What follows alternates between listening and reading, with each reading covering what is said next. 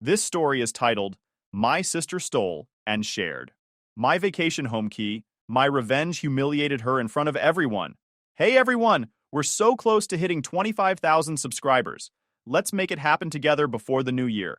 Hit that subscribe button and be part of this amazing journey with me. Let's do this. Now let's start the video. OP starts by saying, I'm 39 now, and after years of saving and working overtime, I finally managed to buy a cozy little place in a peaceful area a few years ago. It's nothing extravagant. 2 bedrooms, a small living area, and a backyard that's perfect for morning coffee or an evening barbecue. But to me, it's everything. A place to unwind, recharge, and escape from the chaos of everyday life. My younger sister Sarah is 31 and married to Jake, who's 34. They have 3 kids under the age of 5. And honestly, I don't know how they manage. Financially, they're not doing great. Jake's job is unstable, and Sarah has been staying home to take care of the kids. Every time I visit her, she looks exhausted, like she hasn't slept in years. I'll admit, we've never had a perfect sibling relationship, but I've always felt a certain responsibility to look out for her.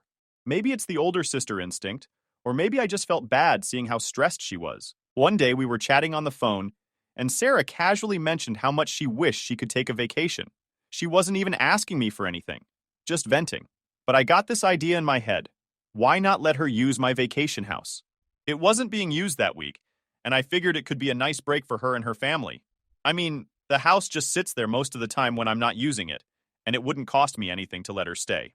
So, I offered. Sarah, why don't you and Jake take the kids to my vacation house for a few days? I said. It's quiet. The backyard is fenced in for the kids, and you won't have to spend a dime. Just clean up before you leave. At first, she was hesitant. Are you sure? I don't want to intrude or anything, she said, but I could hear the excitement creeping into her voice. Of course I'm sure, I replied. You deserve a break, and the kids will love it there. By the end of the call, she was practically glowing through the phone. She thanked me a dozen times and promised they'd take good care of the place. I handed her the keys the next day, wished her a good trip, and felt pretty good about myself. Helping family feels good, right? The week passed, and they returned from their little vacation looking more relaxed than I'd seen them in years. Sarah thanked me again, and Jake even offered to pay for a tank of gas as a token of appreciation, which I politely declined. When I checked the house later, everything seemed fine. Clean, nothing broken, no red flags. I patted myself on the back for doing something nice and didn't give it another thought. That is, until a few weeks later. I was in the middle of a lazy Saturday morning when I got a call from my aunt, Karen. Now, Karen is the kind of person who's always up for a spontaneous adventure, but she rarely calls me directly. So, when her name popped up on my screen, I answered, curious. Hey Karen, what's up? I asked. Oh, not much, she said cheerfully. I just wanted to let you know I'm heading to your vacation house today. I can't thank you enough for letting me use it. I froze. Excuse me? Your vacation house, she repeated, like it was the most normal thing in the world. Sarah gave me the keys. She said it was fine, so I figured I'd take a little weekend trip. My heart started pounding. Sarah gave her the keys? I hadn't spoken to my aunt about using the house. Hell, I hadn't even given her the address. How did this happen? Karen, I said, trying to keep my voice calm. When did Sarah give you the keys? Oh, a couple of days ago. She mentioned she made an extra set after their vacation and thought it would be nice for family to have access. Isn't she sweet? Sweet! I wanted to scream. Instead, I muttered something vague about needing to check my calendar and got off the phone as quickly as I could. My head was spinning. Sarah had made copies of my keys? Without asking? And then handed them out like she was in charge of my house? I couldn't believe it. I mean, who does that? I was furious, but more than that, I felt betrayed. I had trusted her with something important, something I worked hard for, and she had completely disrespected me. I spent the next hour pacing around my apartment, trying to figure out what to do. Part of me wanted to call Sarah immediately and demand an explanation. Another part of me wanted to drive to the vacation house, confront Karen, and take the keys back on the spot. But I decided to gather more information first. I started by calling my cousin Lisa, who's always up to date on family gossip. Hey Lisa, random question. Has Sarah mentioned anything about my vacation house to you? Oh yeah, she said, like it was no big deal. She said you're super generous for letting the family use it. She even offered to give me a set of keys in case I wanted to stay sometime. I had to bite my tongue to keep from screaming. Did she actually give you keys? Not yet, Lisa replied. I told her I'd let her know if I ever needed them. That was the final straw.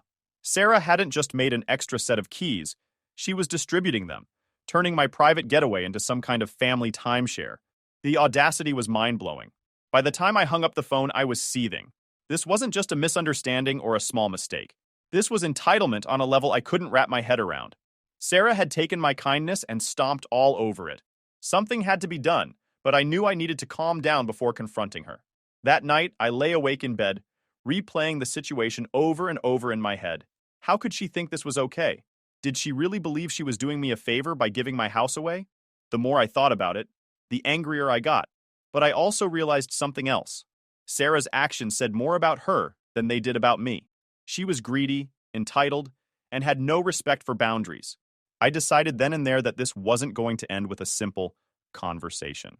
No, Sarah needed to understand just how badly she had messed up, and I was going to make sure she never pulled a stunt like this again. The next morning, I woke up with one thought in my head. I need to confront Sarah. I couldn't let this slide. She had not only broken my trust, but blatantly disrespected my boundaries. It wasn't just about the vacation house, it was about her complete lack of consideration for me and my property. I called her right after breakfast. She picked up on the second ring, cheerful as ever, like she hadn't just turned my house into a family hotel. "Hey, big sis, what's up?" she said, sounding oblivious. "Sarah," I started, keeping my voice steady. "We need to talk. Why does Aunt Karen have a key to my vacation house?" There was a pause. Then she let out a nervous laugh. "Oh, that. Yeah, I gave her a set. I thought it'd be nice for her to have a little getaway." "You thought?" I snapped, unable to hold back. "You made a copy of my keys without asking me, and then gave them to someone else? Are you serious right now?" Her tone shifted instantly. "Whoa, calm down. It's not that big of a deal. It's family. I figured you wouldn't mind."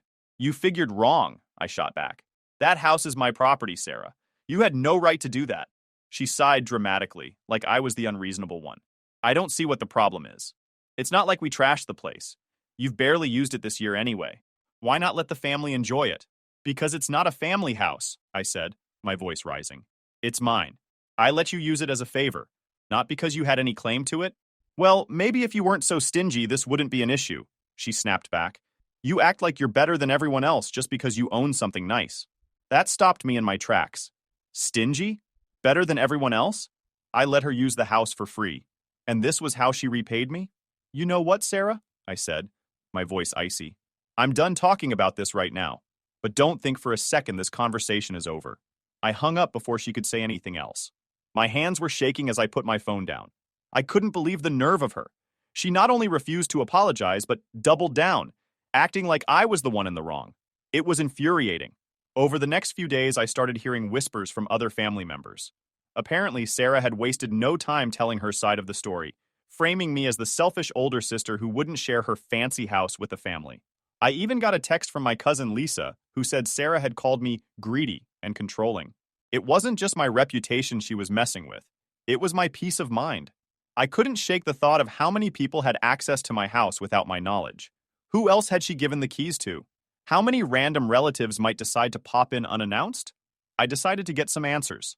I started calling around, casually asking a few family members if Sarah had mentioned anything about the vacation house. The responses I got were worse than I expected.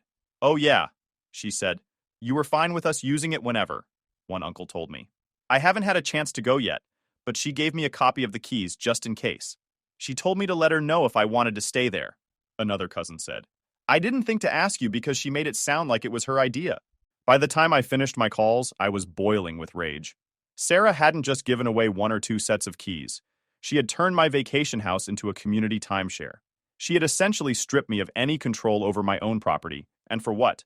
To play the role of the generous sister? I needed to put a stop to this, but I also needed to make sure she learned her lesson. A simple confrontation wasn't going to cut it. If she wanted to act entitled, I was going to make sure it blew up in her face. The first step was taking back control of the house.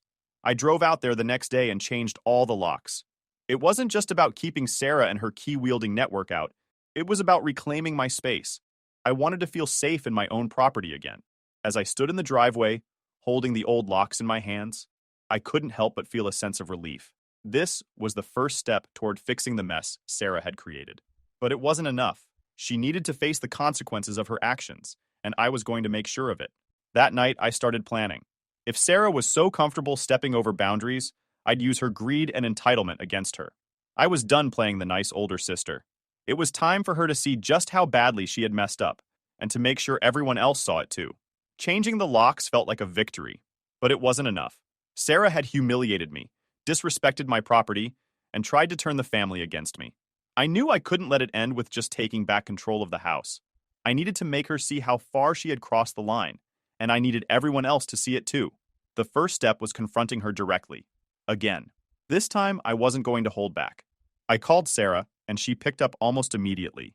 "Hey," she said, her tone already defensive. "Are you still mad about the stupid keys?" "Mad doesn't even cover it," I said, my voice steady but cold. "Sarah, I've changed the locks. No one is getting into that house without my permission ever again."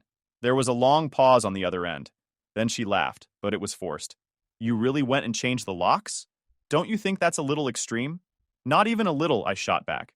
"You made copies of my keys without asking, handed them out to who knows how many people, and turned my vacation house into a free-for-all. You violated my trust, Sarah. Do you even realize how wrong that is?"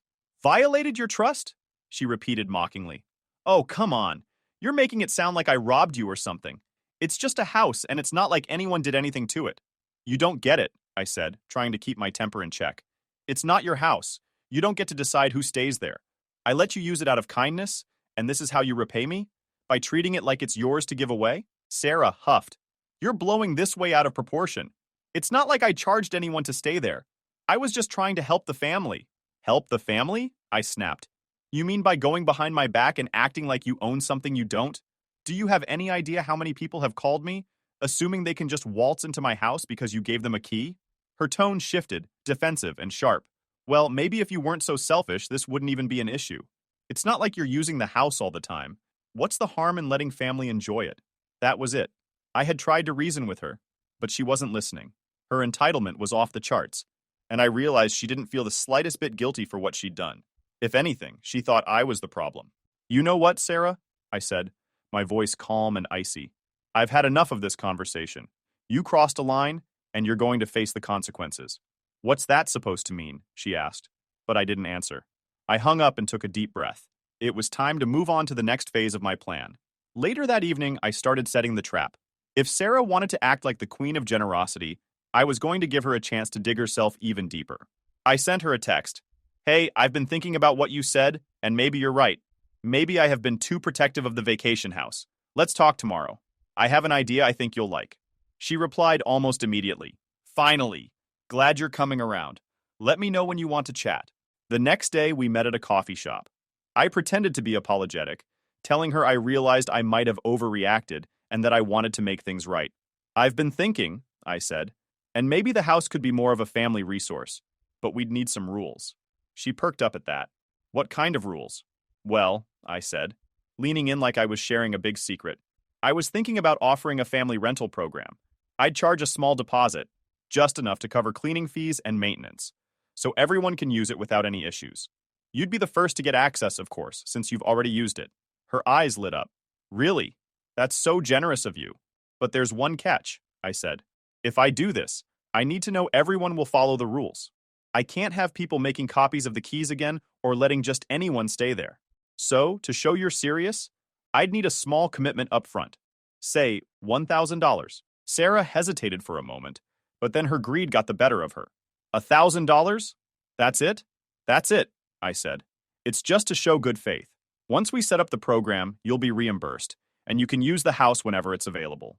She grinned. "Deal." I left that meeting feeling smug. I knew Sarah couldn't resist the idea of having first dibs on the house, and I knew she'd fall for the family rental scheme without a second thought. Now, all I had to do was wait for her to take the bait. Sure enough, a few days later, Sarah sent me the deposit.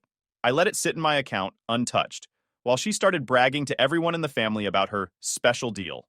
She made it sound like she was the mastermind behind the whole thing, telling people how she had talked me into sharing the house and secured exclusive access for herself. She even hinted that she could help others get in on the deal, for a price, of course. I didn't stop her. The more she bragged, the better the payoff would be.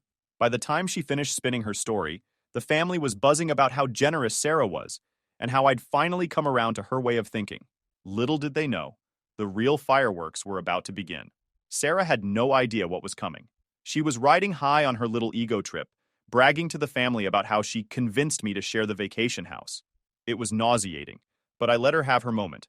After all, the higher she climbed, the harder she'd fall. Meanwhile, I started laying the groundwork for the grand reveal. I reached out to a few key family members who were closest to Sarah, the ones who'd believe her nonsense without a second thought. I casually mentioned that I was re-evaluating how the vacation house was used, hinting that Sarah's suggestions had pushed me to make some big changes. Of course, I didn't mention the rental program she thought she'd masterminded. I just let them assume she was helping me make the house more accessible. By the time I was done planting the seeds, Sarah had unknowingly set herself up as the face of the vacation house drama. She loved the attention and leaned into it, even telling people that she'd negotiated the rules so the house could stay in the family. It was almost impressive how far she was willing to go to make herself look good. Almost. Then came the family barbecue, the perfect stage for the big reveal. The day of the barbecue, I arrived early to help set up. Sarah was already there, surrounded by a few cousins, holding court like she was royalty. She shot me a smug smile when I walked in, clearly convinced she'd won. As the afternoon went on, I waited for the right moment. It came after lunch, when most of the family was gathered around the picnic tables, chatting and laughing. I stood up holding a glass of lemonade and tapped my fork against it to get everyone's attention. "Hey everyone," I said, smiling. "I just wanted to take a moment to thank Sarah for everything she's done to help with the vacation house situation." Sarah's face lit up. She clearly thought I was about to shower her with praise. "You've really gone above and beyond," I continued. "You've given out keys, made up your own rules, and even created this amazing family rental program idea." There were a few confused murmurs from the crowd. Someone asked, "Rental program?" "Oh, you didn't know," I said, feigning surprise. "Sarah's been telling everyone about how she convinced me to let the family rent the house. She even sent me a $1,000 deposit to secure first dibs." Now the murmurs turned to whispers, and Sarah's smile started to falter. "Well, I mean, it was just a suggestion," she stammered. "Really? Because it seemed pretty official," I said, pulling out my phone. "Here's the deposit she sent me." I held up the payment receipt for everyone to see. Sarah's face turned bright red. "But the thing is," I continued, "there's no rental program. There never was. I just wanted to see how far Sarah would go to take control of something that doesn't belong to her. Turns out, $1,000 is the price of her dignity." The crowd went silent. Then the questions started flying.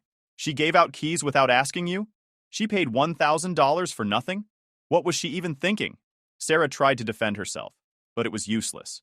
The more she talked, the worse she sounded. "I was just trying to help," she insisted. "I thought it was a good idea." "Help?" I said, my voice sharp. "You mean by disrespecting my property, turning the family against me, and acting like you're in charge? That's not helping, Sarah. That's entitlement."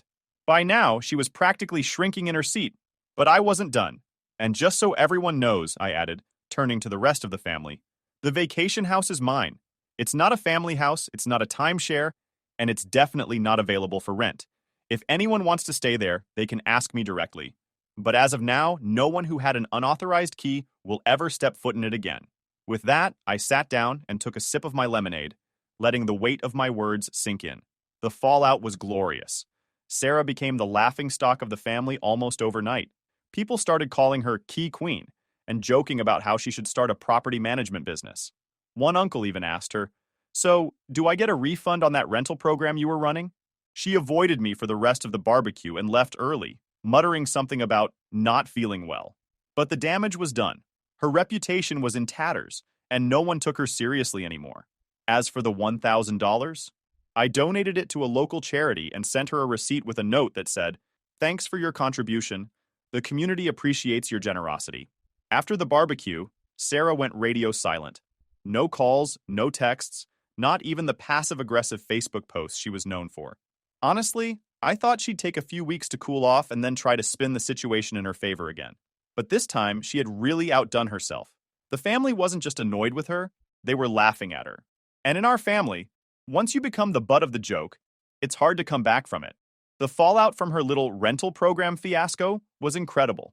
A few days after the barbecue, my cousin Lisa called me, practically crying with laughter. "Did you hear what Uncle Tom said?" she asked, barely able to get the words out. "He said he was thinking about hiring Sarah to manage his garage keys since she's clearly got a knack for it." I couldn't help but laugh. Apparently the jokes had been flying all week. Every family group chat had turned into a roast session, with Sarah as the main course.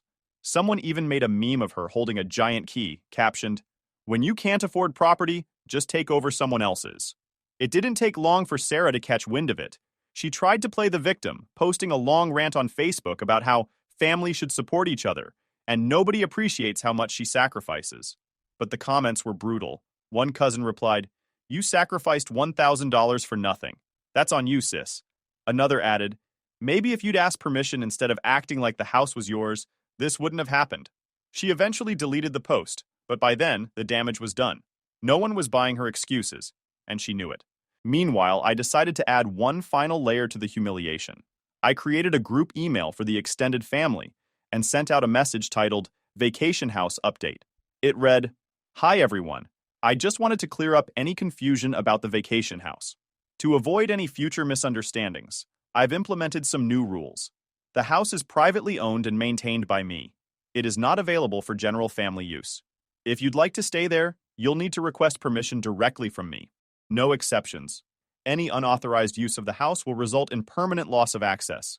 Special thanks to Sarah for reminding me how important it is to set boundaries and maintain control over my property. Best, my name." The sarcasm wasn't lost on anyone. Within hours, my inbox was flooded with replies. Most were supportive, people saying they understood and respected my decision. A few couldn't resist poking fun at Sarah. One email read, "Guess I'll have to return the invisible keys Sarah gave me. Thanks for the heads up." Sarah, of course, was livid. She called me the day after the email went out, furious. "How could you do this to me?" she demanded. "You made me look like a fool." "You made yourself look like a fool, Sarah," I said calmly. "I just gave everyone the facts. If you're embarrassed, maybe you should think about why." "You're unbelievable," she hissed. "You've ruined my reputation." "Your reputation?" I shot back. "You mean the one where you take other people's property and act like it's yours? I think you did a fine job ruining that on your own." She hung up on me, but I didn't care. For the first time in weeks, I felt completely at peace. The house was mine again, and Sarah had been put firmly in her place. The jokes didn't stop, though. Months later, at a family holiday party, someone brought up the vacation house again. "So, is Sarah still running her rental business?" one cousin quipped, grinning. Sarah glared at him but didn't say a word. She'd learned the hard way that digging herself deeper only made things worse. The family may have forgiven her over time, but they never forgot. Every now and then, someone would slip in a subtle jab, and she'd just sit there, silently stewing. As for me, I don't think I've ever enjoyed a barbecue, holiday party, or casual family gathering more. Watching Sarah squirm every time someone mentioned the house was the sweetest kind of revenge. And the best part? I still own the house, the locks are secure, and no one even thinks about asking for a copy of the keys anymore. Lesson learned, never mess with someone's generosity. Sometimes the people who give the most have the sharpest claws when you cross the line.